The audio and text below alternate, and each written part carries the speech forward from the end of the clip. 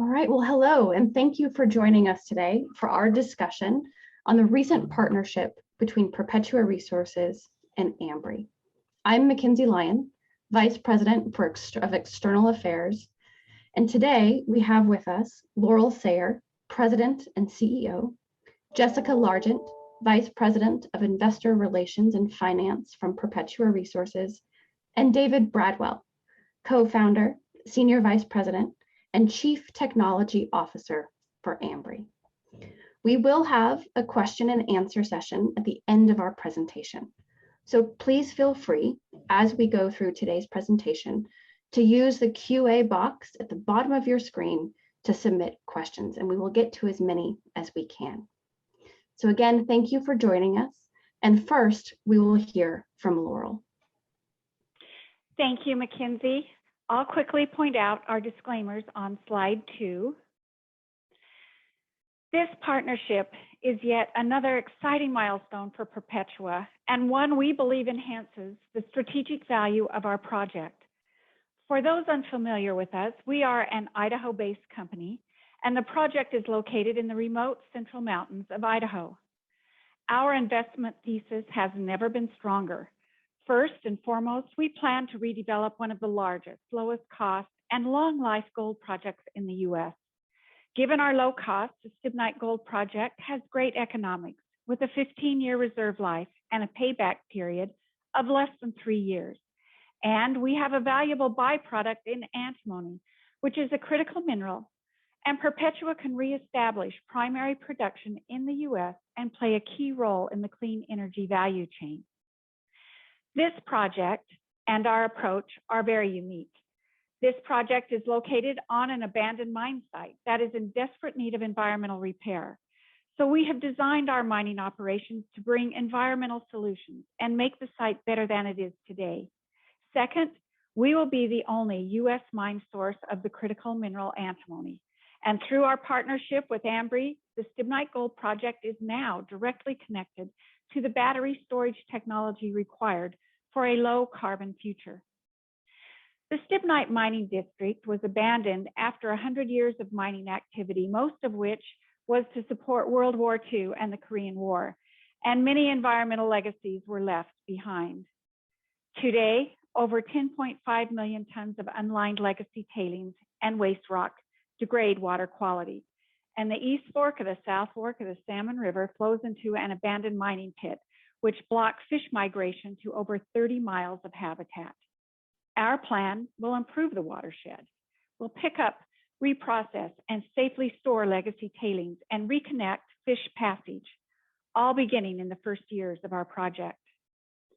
Our plan goes beyond reclamation and enhances fish habitat and stream conditions by incorporating restoration standards into our river design.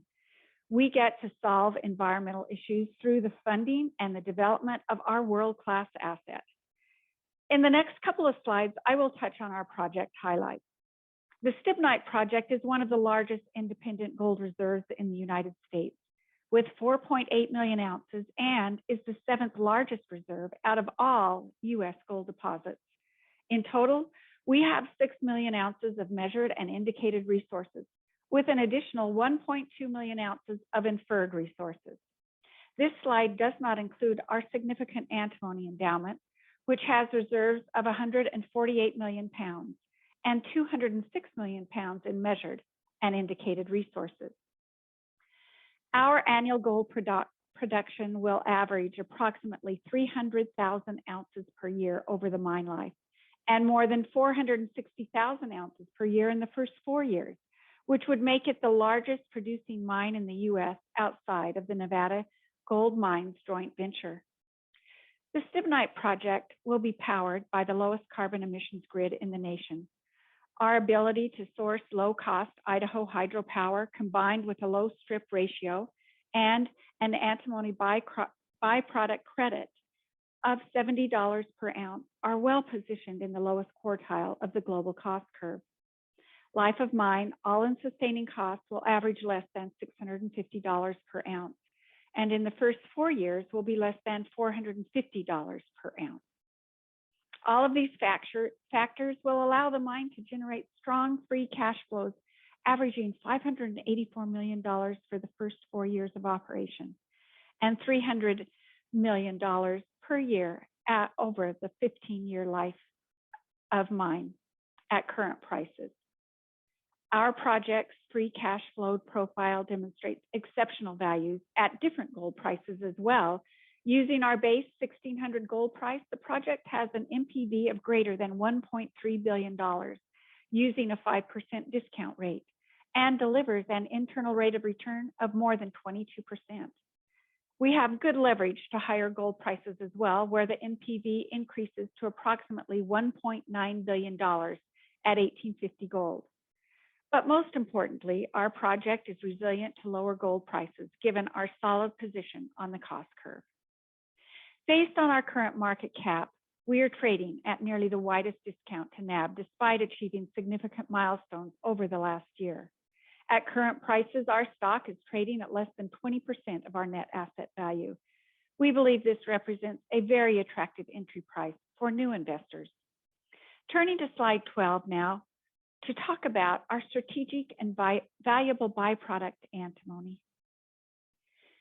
Antimony has been identified as one of the 35 critical minerals the U.S. has no primary production, and China, Russia, and Tajikistan dominate 90% of global production. Historically, antimony was used for its properties to strengthen alloys, make them resistant to corrosion, and as a flame retardant. Currently, antimony is being used in bearings for wind and hydroturbines, tinting for solar panels, cell phones, semiconductors, munitions, plastics, and cable sheathing. And now, most notably, it is also used in a low-cost liquid metal battery. Looking forward, our antimony will be used to help power the liquid metal battery on a commercial scale and fundamentally change the way power grids operate. The current administration has made it clear that securing America's critical mineral supply chain is essential to our national and economic security. And we couldn't agree more, and we are ready to be part of the solution. In fact, our project alone could supply more than 35% of annual U.S. demand over our first 6 years of production. Perpetua is proud to help reestablish domestic antimony production to protect America's energy and defense future. We are excited and proud to have recently signed a strategic agreement to supply a portion of our antimony production to support the commercialization of Ambri's leading liquid metal battery and help facilitate the decarbonization of energy grids in the U.S. and around the world. Our project will provide Ambri with antimony from the only responsible and domestically mined source of the critical mineral in the U.S. Our current minimum supply commitment can power over 13 gigawatt hours of energy storage.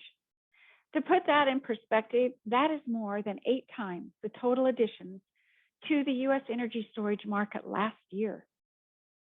This partnership underscores the role modern mining can play in solving the world's climate change challenges and directly links the restoration and responsible redevelopment of our project to achieving our nation's energy goals. Now I will turn it over to David from Ambri to talk about their technology and the path to development. Great, thank you, Laurel, and nice to be speaking here today.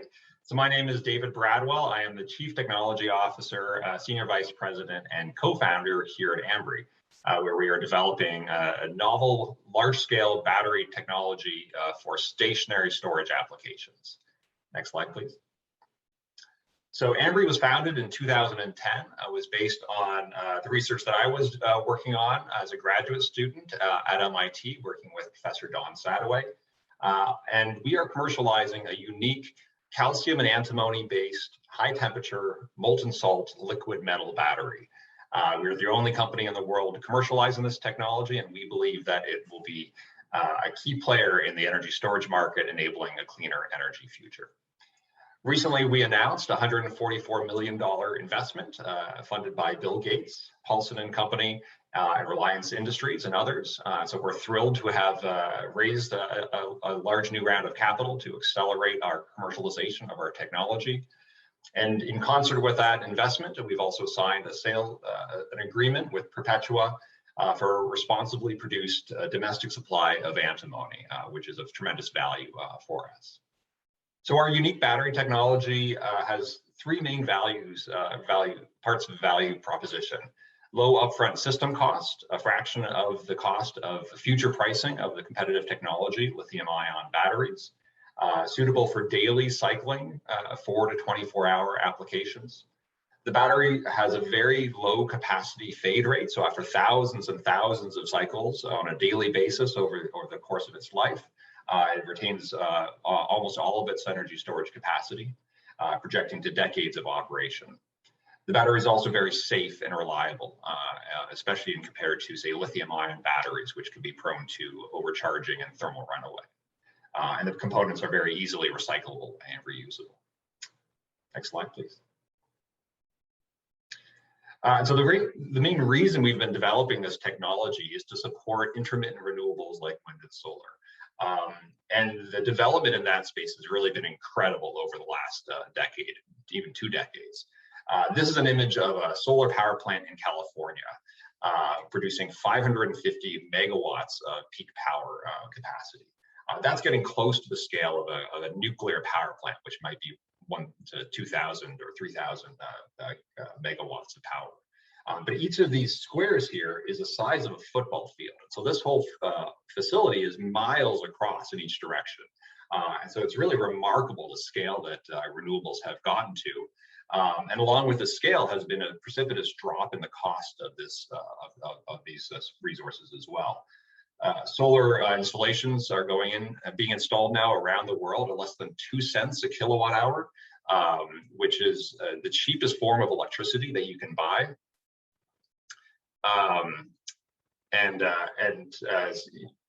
so the work that that's been done in this space has been driving down the cost, driving up scale, and getting to a point where the cost is some of the lowest cost form of electricity out there that you can buy. Next slide, please. But the challenge with renewables is that it's intermittent, that the power being generated by wind and solar isn't produced all the time. And the electric power grid is effectively has no storage on it, has very little storage. It's been described as the world's largest supply chain with no warehouses. So the electricity power and the lights in your room is being generated this very instant somewhere else on the grid.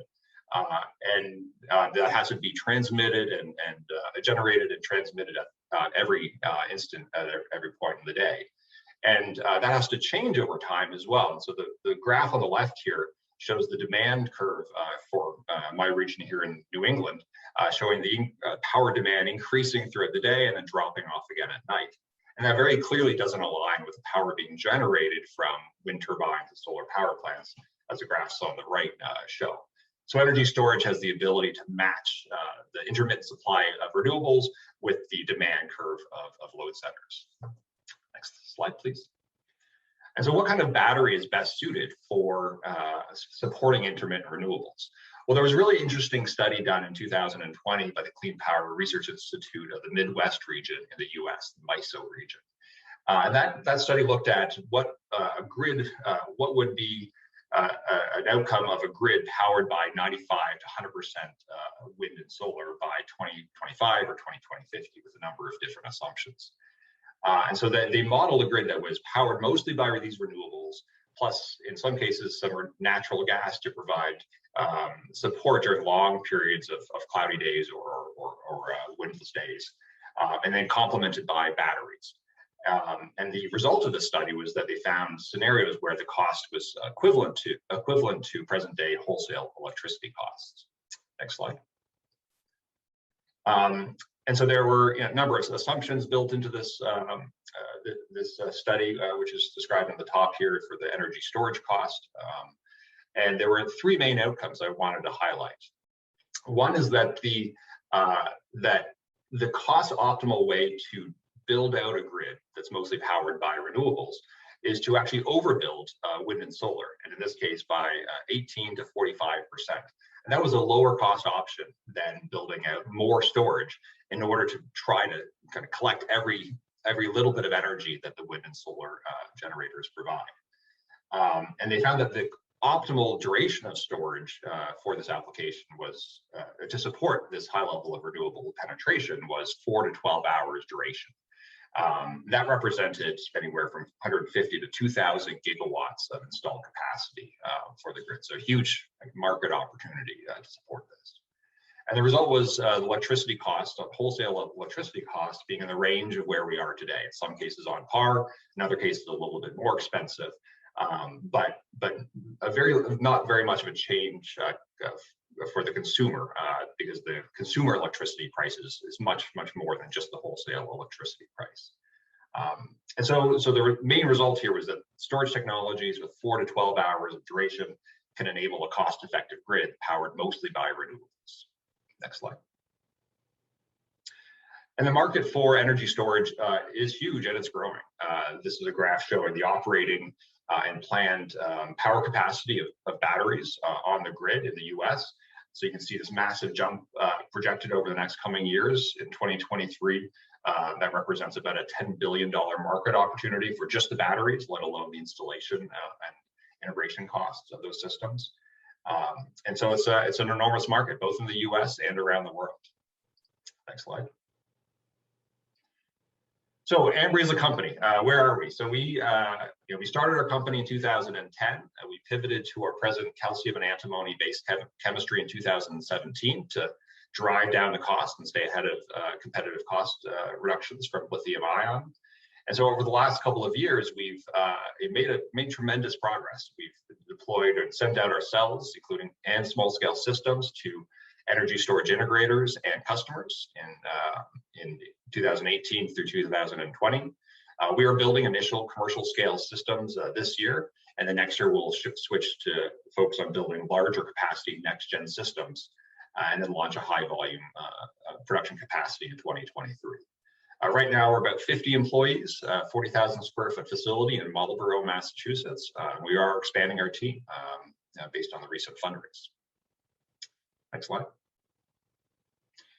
And so this funding round is huge news for us. We're thrilled to pull together a diverse group of world-renowned investors, from Paulson & Co. to Reliance, which is the largest company in India, a large conglomerate company there, Fortistar, Go Rosen Associates, and Japan Energy Fund, and some others. This, as mentioned, we have, as part of this investment round, or in concert with it, we also reached an agreement with Perpetua to supply the only domestically mined source of antimony, which for us has tremendous value in reducing our physical supply, our financial, our geopolitical, and our scaling risks for our company. We also will be forming a partnership with Reliance to manufacture and sell our batteries in India with their support.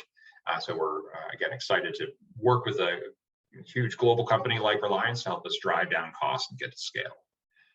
So with this funding, we'll be launching a pilot line to build out and demonstrate high-rate automated robotic equipment to build our cells and systems.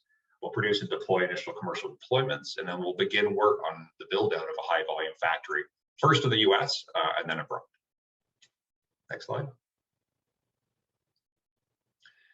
So to jump into the weeds perhaps a little bit here, I wanted to describe a little bit about how our battery operates. It's to give you a sense of how important antimony is in our cell chemistry and in our technology. So our battery is based on calcium and antimony. The calcium is actually in the liquid alloy state, hence the liquid metal battery terminology or naming for our technology. And that serves as a negative electrode. And the antimony is solid particles of antimony, and that serves as a positive electrode. Then we have a layer of molten salt as our electrolyte. That molten salt is based on calcium chloride, which is effectively road salt, a low-cost salt material. And these three layers kind of stack up with each other. And during the discharge process, the calcium sheds electrons, dissolves into the salt as a 2+ ion. Those ions pass through the electrolyte. The electrons that are shed pass through an external circuit, and it gives off the energy of the chemical reaction that is occurring within the cell, then return back to the antimony, recombines with calcium ion and the antimony to form the calcium and antimony alloy. And so it's this reaction that's taking place within the cell, the calcium and the antimony reacting together to form this lower energy state calcium antimony alloy, that's releasing energy. And through this electrochemical cell design, we're able to extract that energy through that external flow of electrons. So the electrons going through the wires that then connect to the grid can give off the energy of that chemical reaction. Now, this process is completely reversible. You can, sorry, if you can go back, completely reversible. You can pump electrons in the opposite direction and charge the battery back up. So we actually are consuming and then recreating that liquid negative metal electrode every time we cycle the battery. And that allows us to have very good cycle life and avoids particle cracking and other mechanisms that can cause batteries to fade over time.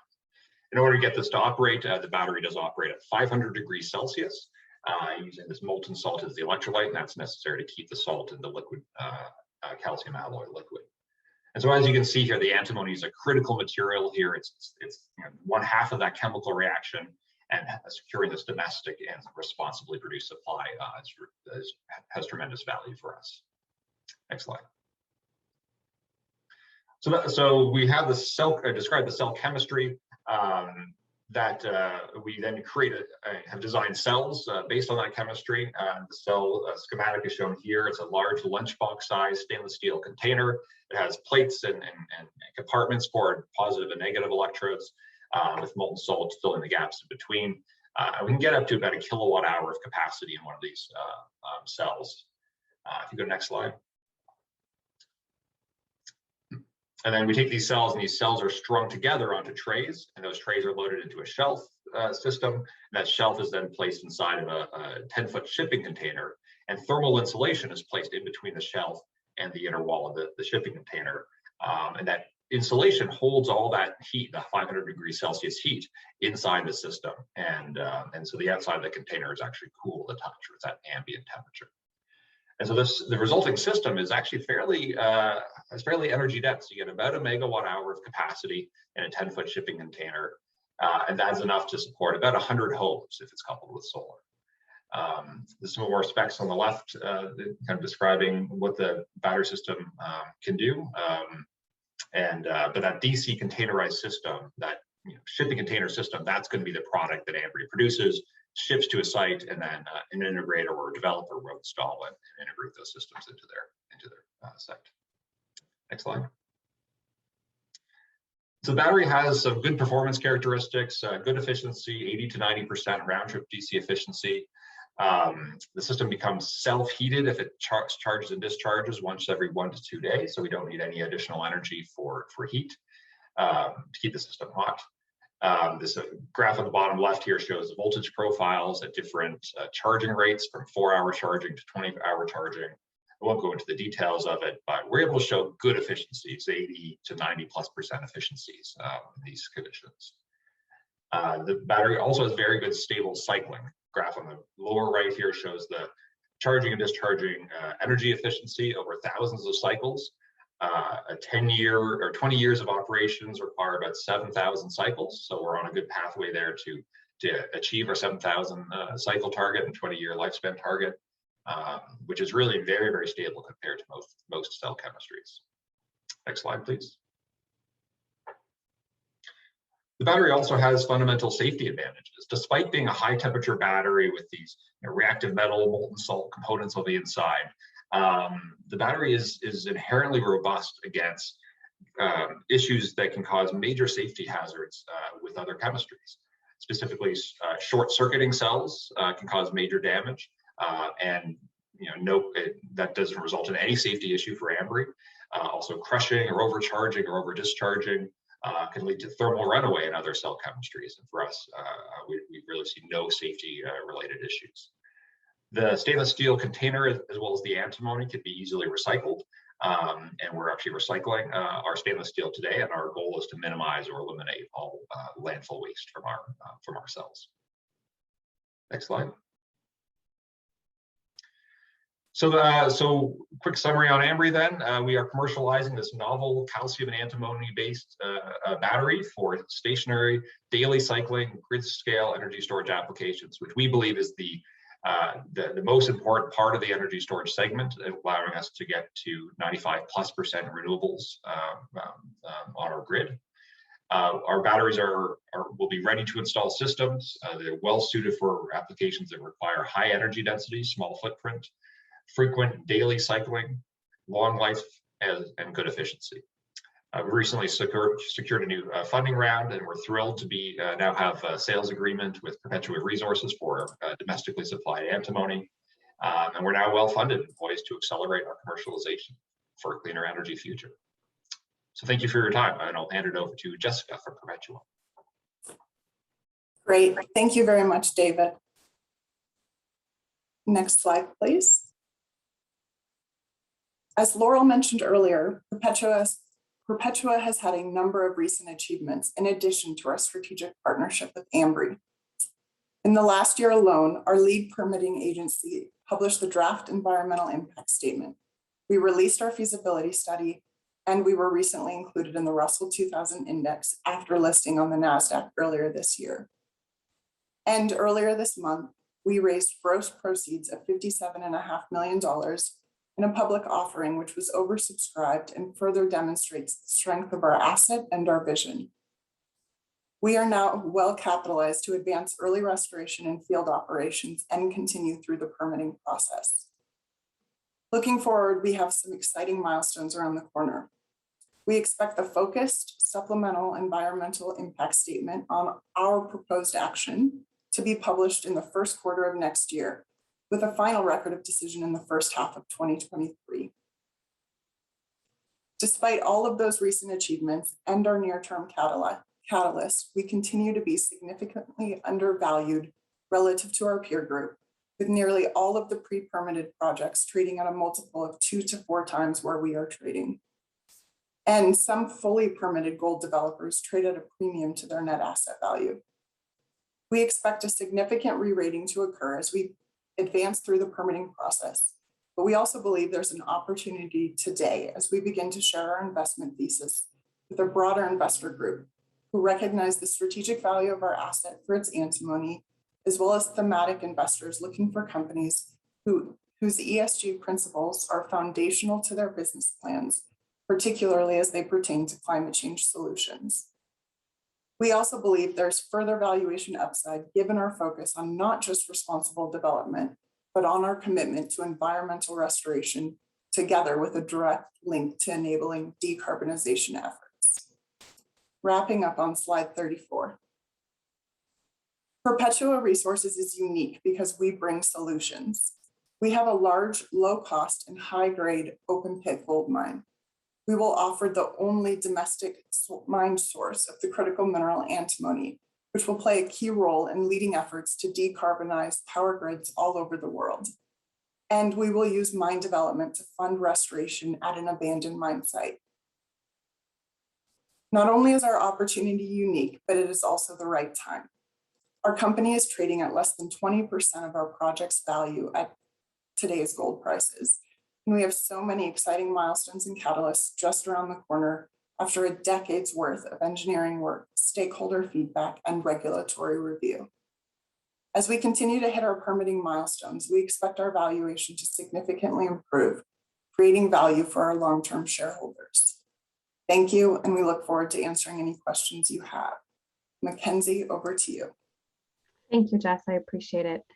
And before we dive into our Q&A session, just a quick reminder that you can use the QA box at the bottom of your screen to submit questions. So we'll go through a few that we've received right now. And Jess, I'll keep it with you. What is the value of antimony for the Stibnite Gold Project, and how much antimony will be going to Ambri? Good question. Thanks, Mackenzie. With antimony at about $3.50 per pound, it only accounts for approximately 5% of our project's overall revenue. However, with spot prices today closer to $5 per pound, we do expect the overall contribution to be greater.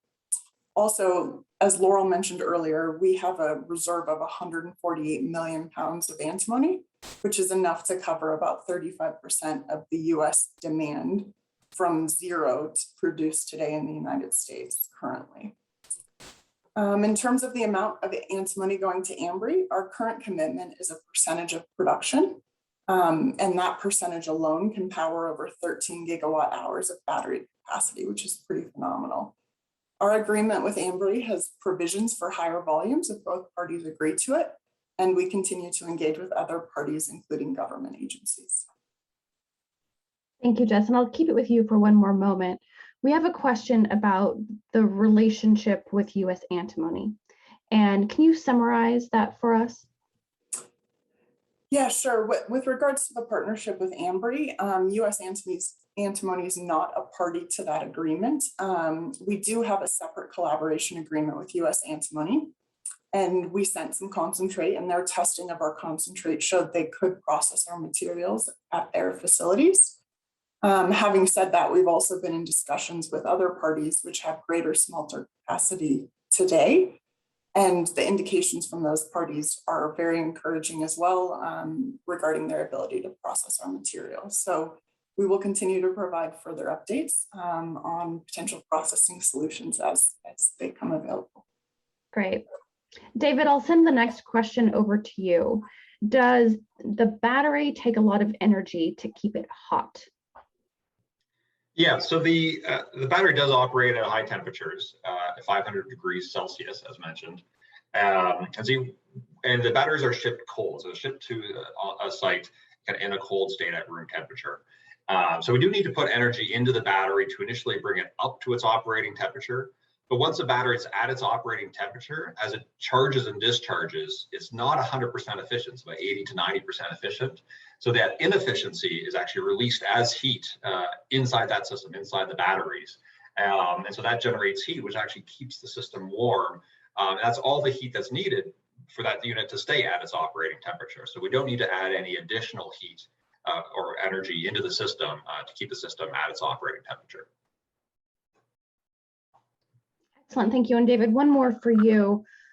What are your plans for domestic manufacturing? I know you spoke a little bit about the partnership with Reliance, but what do you have going on here in the States? Yeah, so we're taking a multi-step approach to manufacturing. The next step for us will be to build out a pilot manufacturing facility regionally in the Massachusetts area. And then the plan is to build the next facility, our first high volume facility, also in the US to serve regional markets. We'll then be looking at the timing of the next factory, which will very likely will be in India with our partnership with Reliance. But our technology is somewhat unique in that it's actually a fairly heavy battery system. Even though it's small footprint, it's fairly heavy. That allows us to build out manufacturing facilities in different parts of the world to serve those regional markets in order to save on shipping costs and so forth. So it'll be a distributed model, but starting here in the US. Great. And one more for you, David. What is your intended market? Yeah, so we are looking at large scale installation. So because of the unique thermal characteristics of our battery, we are not well suited to shrink it down to be a car battery or just supporting an individual home. It'll need to be megawatt hours and above. 10 megawatt hours and beyond is our target size. So we'll be looking at facilities where they'll have tens of those large shipping containers at a given site. So not for the home, but for kind of larger installations, maybe beside a solar panel field or wind turbine field. Very interesting, thank you. Laurel, one for you here. With the current administration's focus on supply chain security and the need for clean energy or lower carbon future, what opportunities do you see to help advance the project or expedite the battery commercialization? Thanks, Mackenzie, and that is a really good question, and one we think we have a good answer for. So responsible American mining and American innovation are part of the solution for our nation's most pressing needs around infrastructure, supply chains, reducing the carbon future. And I can't, and we, all of us at Perpetua, we can't imagine a partnership that better meets these goals. And as we move through these final steps of our regulatory process, we are encouraged by the executive order on critical minerals and the attention the administration is paying to battery technology. We anticipate all of our stakeholders to embrace this new partnership and hopefully support our project as we move forward. And we certainly are very excited about it, and we have begun discussions with all of our stakeholders to try and move this as expeditiously as possible. Great. And I want to be sensitive to time here. We are just over the half an hour mark. I did put into the QA or into the chat box earlier a link to where we will post this webinar once we get it downloaded and submitted onto our website. So check back there. We will also post it. If you have other questions, I know we're not able to get to all of them within our time window. Please feel free to email us directly, and we're happy to continue this conversation. So I want to thank everyone for their time today, and especially David for joining us, and all of you who have signed on. So thank you very much, and look out for the link coming up shortly.